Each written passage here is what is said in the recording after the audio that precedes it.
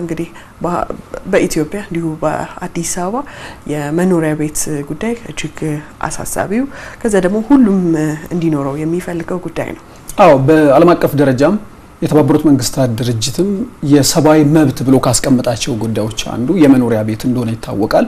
የመኖሪያ ቤት እጥረት ግን በዓለም አቀፍ ደረጃ ከፍተኛ የሆነ አደጋ የፈጠረ ጉዳይ እንደሆነ ይታወቃል። ነገር ግን አገራት ደግሞ እንደየራሳቸው ሀገር ነባራዊ ሁኔታ ይሄን የቤት ችግር ለመቅረፍ የተለያዩ እርምጃዎችን ሲወስዱ ይታያል። አዎ እድገት ሲኖር ፍላጎት ይጨምራል።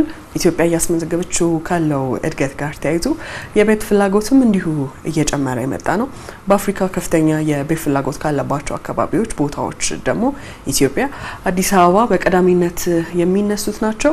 ይህንን ለመፍታት የጉባ ዲክላሬሽንን እንዲሁ በዋናነት ማንሳት እንችላለን። አዎ ያው በከተሞች በተለይ ደግሞ የከተሜነት ምጣኔው በከፍተኛ ሁኔታ እየጨመረባቸው ከሚገኙ ሀገራት ውስጥ ኢትዮጵያ ትገኛለችና አዲስ አበባን ጨምሮ በሌሎች ከተሞችም የከተሜነት ምጣኔው እየጨመረ በመምጣቱ በተለይም በከተሞች የቤት ፍላጎቱ በከፍተኛ ሁኔታ እየጨመረ ነው። ይሄ ማለት በቤት ፍላጎትና በአቅርቦት መካከል ያለው ልዩነት ሰፊ ሆኗል ማለት ነው። ስለዚህ ይሄን ለመፍታት መንግስት ካስቀመጣቸው ጉዳዮች አንዱ ቅድም አንቺ ስታነሺ እንደነበረው ታላቁ የኢትዮጵያ ህዳሴ ግድብ በሚመረቅበት ጉባ ላይ ጠቅላይ ሚኒስትሩ ያነሱት 1.5 ሚሊዮን ቤቶችን በሚቀጥሉት አመታት ገንብቶ ለዜጎች ለማስተላለፍ እቅድ መያዙ ተነስቶ ነበርና ከሱ ጋር ተያያዥ የሆኑ ስራዎች ደግሞ በክልልና በከተማ አስተዳደሮች በተለያየ ደረጃ እየተገበረ እንዳለ እየተመለከትን ነው። አዎ ከዚህ ጋር በተያያዘ የአዲስ አበባ ከተማ አስተዳደርን ተግባር ማንሳት እንችላለን። እንግዲህ የአዲስ አበባ ከተማ አስተዳደር በ2018 በጀት አመት 100,000 ቤቶችን ለመገንባት እየሰራ ይገኛል። የከተማ አስተዳደሩ ከንቲባ አዳነች አቤቤም በ5 ሳይቶች እየተገነቡ የሚገኙ መኖሪያ ቤቶችን ግንባታም ገምግመዋል።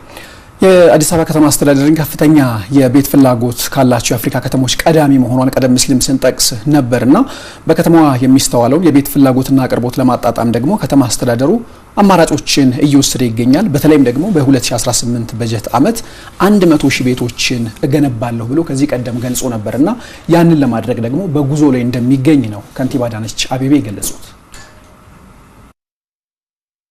ቤት እንግዲህ አንዱ ትኩረት ያደረግንበት ስራ ነው። አዲስ አበባ የሚሰራው በርካታ ዘርፈ ብዙ መሰረተ ልማት ነው። ኮሪደር ልማት ብቻ አይደለም፣ የቤት ልማትም ልክ እንደ ኮሪደር 24/7 እየሰራ ነው ያለነው። ትልቅ ትኩረትም የሰጠነው ፕሮጀክት ነው። ምክንያቱም ከፍተኛ የቤት ፍላጎት አለ። አቅርቦትም ትኩረት የሰጠነው እንኳን ቢሆን ከፍላጎቱ ጋር የተጣጣመ እየሆነ አይደለምና በአቅርቦትና በፍላጎት መካከል ያለውን ልዩነት ለማጥበብ ብዙ ትኩረት ሰጥተናል። የቤት ልማት የከተማ አስተዳደሩ አብይ ትኩረት መሆኑን ያነሱት ከንቲባ አዳነች አቤቤ በዘርፉ እየተከናወኑ የሚገኙ የልማት ስራ ፍላጎትና አቅርቦትን በማጣጣም ሂደት ከፍተኛ አበርክቶ ያለው ነው ያሉት ነው። በ2018 ዓመተ ምህረት ለመገንባት ከታቀዱ 100,000 ቤቶች ውስጥ 97,000 ቤቶች በግንባታ ላይ መሆናቸውንም የጠቀሙት ከንቲባ አዳነች ከነዚህ ውስጥ 50,000 ቤቶች ከተማ አስተዳደሩ በከተማ አስተዳደሩ በጀት እየተገነቡ ያሉ መሆኑንም አንስተዋል።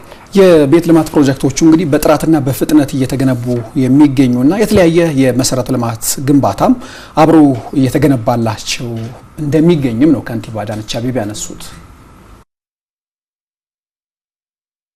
በዚህ በ2018 ወደ 100,000 ቤቶች ለመስራት ባቀድነው መሰረት 97,000 ቤቶችን ጀምረን እየሰራን ያለነው ወደ 50,000 የሚደርሱት ቀጥታ በከተማው በጀት ተመድቦላቸው እየተሰሩ ያሉ ናቸው። ሌሎቹ ደግሞ በመንግስትና በግል አጋርነት በጋራ እየሰራናቸው ያሉ ቤቶች ናቸው ማለት ነው። አሁን የጀመርናቸው ክረምት አካባቢ ነው የተጀመረው። ወደ ነሐሴ አካባቢ አሁን 7ኛ ወራቸው ላይ ደርሰዋል።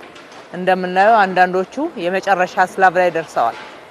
የኮንስትራክሽን ባህሉን የቀየረ በክረምት ስራ አይሰራም፣ በክረምት ኮንስትራክሽን አይሰራም የሚባለውንም ሳይንስ ጭምር ቻሌንጅ ያደረገ ስራ ነው የተሰራበት። ፕሮጀክቱ እንግዲህ የቤት ፍላጎቱን ብቻ አይደለም የሚመልሰው፣ በቀጥታ ከ200,000 በላይ ዜጎችም የስራ እድል ያገኙ ሲሆን ነባር የመኖሪያ ቤት ተመዝጋቢዎችም የዚሁ እድል ተጠቃሚ ይሆናሉ።